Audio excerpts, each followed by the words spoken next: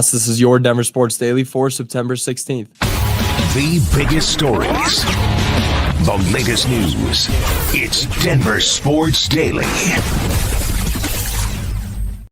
Last week, before the Colts game was coming, I said that this was a must-win game, and it kind of was. As early in the season as we are, it's the second week of the season. You can't really say it's a must-win ever, but that was a must-win game in a lot of ways, because now, after losing, the Broncos have found themselves in a very tough position. They've started 1-1, and looking forward, they've got a couple of really tough games ahead of them. I mean, we've spoken about these next 3 games for a while. This is going to be a tough 3-game stretch, and first on that list is the Los Angeles Chargers this Sunday. The Broncos are getting their first divisional matchup as they take on the Chargers in LA.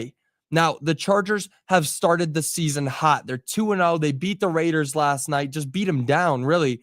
And that's because of Justin Herbert. Justin Herbert has had an incredible season so far. He's honestly looking like one of the MVP frontrunners. I mean, he's already thrown for 560 yards and 5 touchdowns through 2 games. 2 games, 560 yards and 5 touchdowns. That's scary. Those are scary numbers. I'm afraid of that. I'm going to be so honest.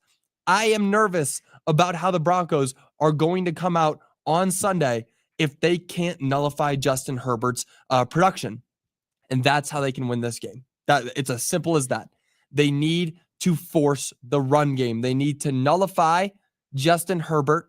Keep everything on the ground. Don't allow him to air it out, because clearly it's been working for the Chargers. Keep the ball in the rookie's hands, Omarion Hampton. Omarion Hampton was who I wanted in the draft. I'm not afraid to say that. I was very open and honest as soon as the draft day happened. You ended up taking Jahdae Barron, which sure, maybe it was a good pick. We'll see in the future. But Omarion Hampton was right there. But he, so far this season, has not been producing right off the bat. He hasn't been a true great running back number 1. He hasn't been that guy. So if they can keep the ball in his hands, then they can have an opportunity to win this game.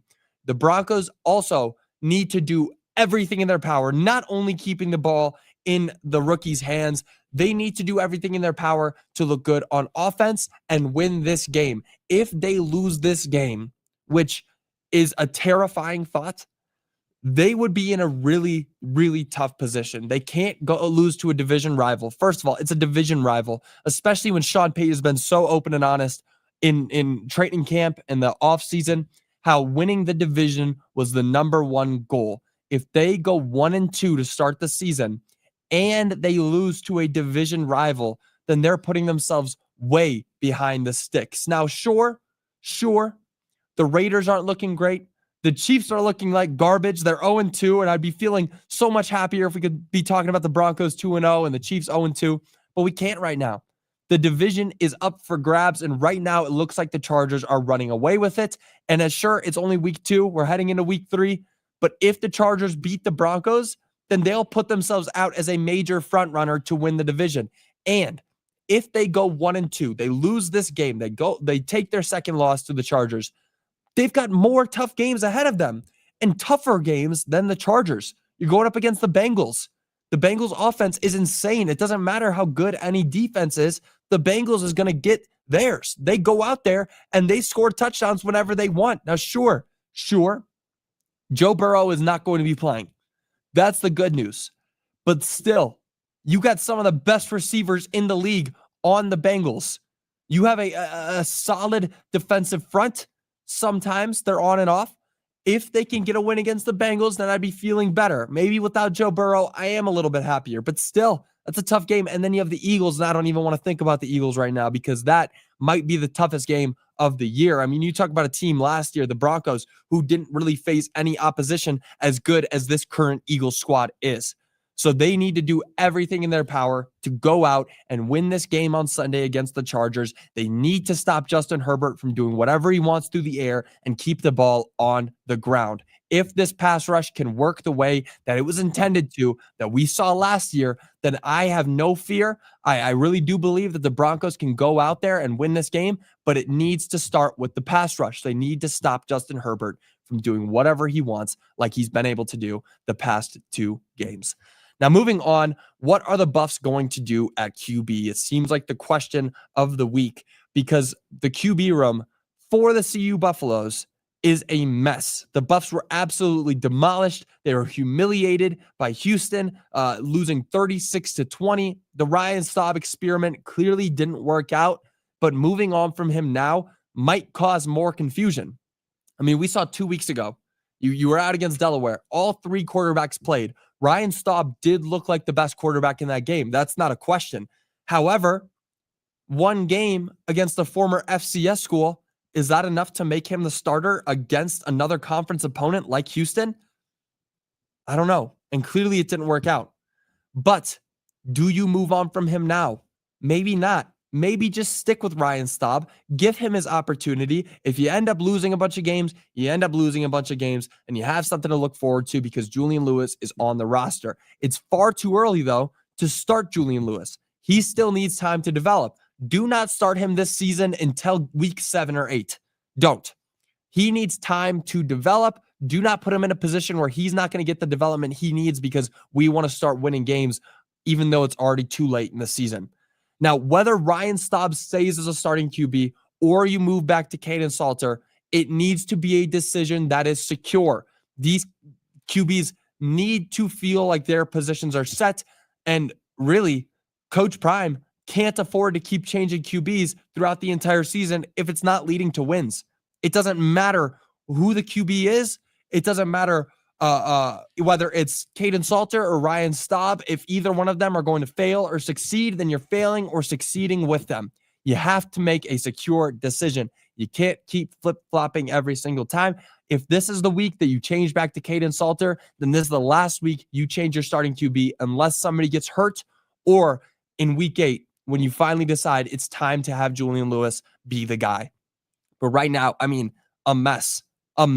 Worst case scenario for the Buffs, because this is just terrible. It's really, it's crazy to see how messy this QB room is right now, and Coach Prime needs to figure it out right away. Now, moving on, Sean Payton will be coaching another team this March, and don't be scared. I'm not talking about an NFL team. Sean Payton was announced as one of the 3 coaches that will be leading his team at the Fanatics Flag Football Classic in Saudi Arabia this March. Clearly, Saudi Arabia is putting some money into flag football because they feel like that's going to be the future. I don't quite know. Why don't they put some money into real football? If we want to have stuff at the Olympics, let's have it be real football, not flag football. But the 3 coaches selected were Sean Payton, Kyle Shanahan, and Pete Carroll. They will all be leading each of their teams. It'll be a strange kind of dynamic setup with 3 teams doing a round-robin type tournament. But some of the players that will be on the field are Saquon Barkley, former OPOY from last year, CeeDee Lamb, one of the best receivers in the league, Christian McCaffrey, of course, one of the best running backs in the game when he's not injured, and then Odell Beckham Jr. and Tom Brady, who is making his return from retirement. He will be stepping out to play some flag football in Saudi Arabia in this upcoming March. Now, the setup will look a little bit different from a normal NFL field. It'll be a little bit different from the NFL entirely, as the teams will play in a round-robin tournament. Teams comprised of 8 players playing in 2 20-minute halves on a 50-yard field with 2 10-yard end zones. It's a bit strange, but clearly this is a kind of precursor to what we're going to see in the Olympics coming up in 2028 when they have flag football as one of the sports that you can play. Wild to see. Again, I don't know how I feel about it. I really couldn't tell you. I want real football to be in the Olympics, but there's just not enough world talent to compare to the NFL. America, the U.S. really does football the best, and you have the U.S. playing against some kids from Turkey. It's going to be a bloodbath. It's going to be terrible. So I get what they're trying to do with flag football, making that an Olympic sport. Maybe they're trying to feel out what it would look like if it was real football. But right now, it's just going to be really fun to watch, at least in Saudi Arabia. But when we get to the Olympics, I will want to see the U.S. just completely dominate. I mean, can you imagine what some poor kid from China is going to do up against Justin Jefferson and Jamar Chase? It's going to be terrible, but it's going to be so much fun to watch. Now, that'll do it for your Denver Sports Daily. I do want to read some of your comments. All right, Broncos, we're in control of our own destiny. If we win this week, we'll be 2-1 record and a tie with LA head-to-head, so number one in the AFC West. Exactly. So they can go out there and win and have that flat-out number one record in the AFC West. However, if they lose, then and the Chiefs end up winning, then we could be looking at a point differential between the Chiefs and the Broncos. So this is a real, the tides could turn quickly. Either way you look at it, you're either one of the best in the AFC or you're one of the worst in the AFC.